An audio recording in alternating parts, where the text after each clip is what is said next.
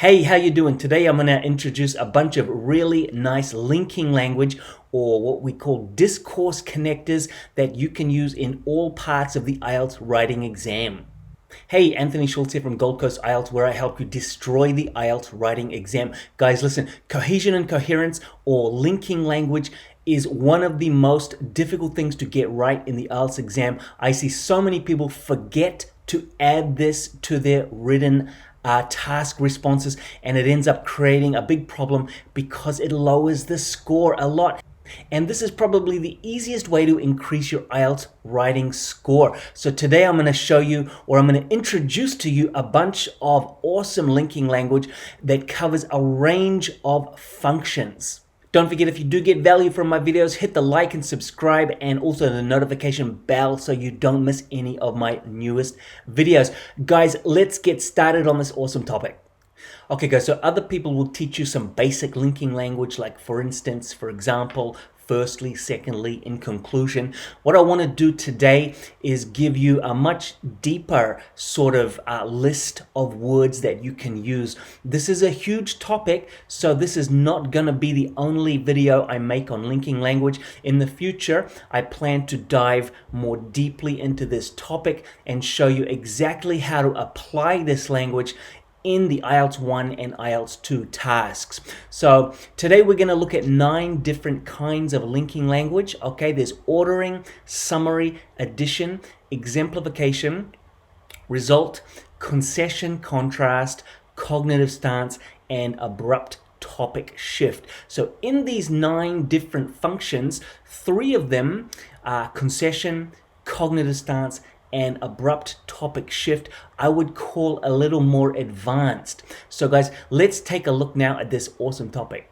So before we do get into this topic, it will be useful just to review the IELTS assessment criteria so we understand exactly what we're looking at. So the 4 assessment criteria are task response, or how well you answer the question; grammar and accuracy, which is, the kinds of structures you use, how complex they are, and the punctuation; lexical resource, which means the vocabulary you use; and finally, cohesion and coherence, or CC. So this is the one we're focusing on today, guys, the cohesion and coherence. This means the linking language you use to connect your sentences and also connect your paragraphs together. So the first one we're going to look at is ordering. Some people also call this sequencing, and this means connectors that order the main points you want to make in your argument. So an example would be something like, in the first place, although finding a solution to the problem is not easy, there are a couple of options available. And then there's a huge list under that. Let's take a look at it. Firstly, in the first place, first of all.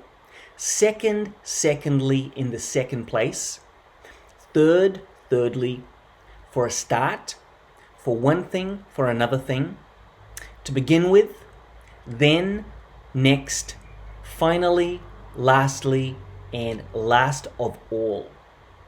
Next is summary. Okay, so these are the connectors that provide conclusions to the preceding information.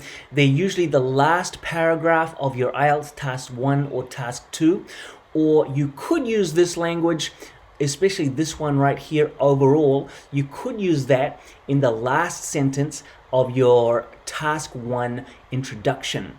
So an example would be something like, in summary, the largest increase over the period was for young single men. Obviously, that's from a Task 1. And some examples would be things like, all in all, overall, finally, in conclusion, to conclude, in sum, in summary, to summarize, and to sum up. So the third group is what we call exemplification or restatement. And these are connectors that show that the following information clarifies or explains the preceding information. An example would be, there are a few ways you could improve your writing. For example, you could study with a professional teacher. Okay, so that's an example. Here are a few examples of the phrases like, for example, for instance, that is, in other words, more precisely, which is to say, that is to say, namely, that is, and in other words. So number 4 is contrast. These connectors link information that is viewed as contrasting, different, or opposite to the preceding information. An example would be, in terms of mean annual temperature, Alaska is extremely cold. By contrast, Rio is clearly hot. And here are some examples. In contrast, by way of contrast, by contrast, conversely, by comparison, however, instead, on the contrary, and on the other hand.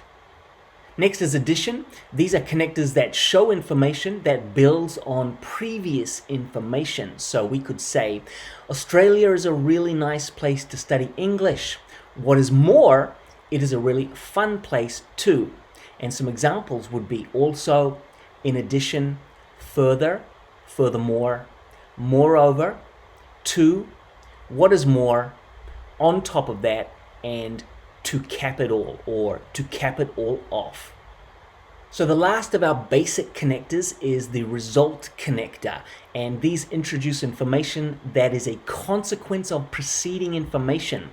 So an example would be, longer prison sentences were failing to decrease the crime rate. Consequently, they decided to try other methods like a mentor program. And some examples of these phrases would be accordingly, consequently, hence, therefore, thus, as a consequence, as a result, and so. So now we're going to move on to 3 more advanced kinds of connectors. The first one is called concession. And concession connectors introduce information that is surprising or unexpected in light of the previous information. Here's an example. So Laura had the highest IELTS mark in the entire class. Nevertheless, she still did not manage to get into her course at Griffith University. So the second sentence is surprising information because she got the highest mark. So in spite of that, she still wasn't able to enter the class she wanted to. Some examples of these phrases would be nevertheless, nonetheless, in spite of that, despite that, and still. So next we have a really advanced set called cognitive stance. Cognitive stance connectors express the writer's own attitude regarding the truth of the preceding information. Here's an example. Ostensibly, the president did not object to my idea. Indeed, his positive attitude actually seemed to support it. So these ones are so advanced, we need to use them in a pair. We have to have, firstly, an adverb in the beginning of the first sentence. And then in the beginning of the second sentence, we're going to use the cognitive stance phrase. Some examples would be, as it happens, indeed, in fact, actually, in actual fact, really, and in reality. And the adverbs you can use in the first sentence include things like officially, ostensibly, formally, nominally, outwardly, theoretically. So these are quite advanced because what you're doing, you're pairing 2 sentences together, and each sentence has half of the cognitive stance connector inside it. So the last linkers we're going to look at are called abrupt topic shift. Abrupt topic shift connectors are used to quickly shift to a related topic. These are usually used in speaking, but they could also be used in the IELTS writing exam. Okay guys, so don't use these ones too much. From the list below, the one I recommend the most is incidentally. And here's an example. So nuclear power stations can have terrible implications for the environment, but they can produce huge amounts of electricity very cheaply, which incidentally is very important for the economies in developing nations.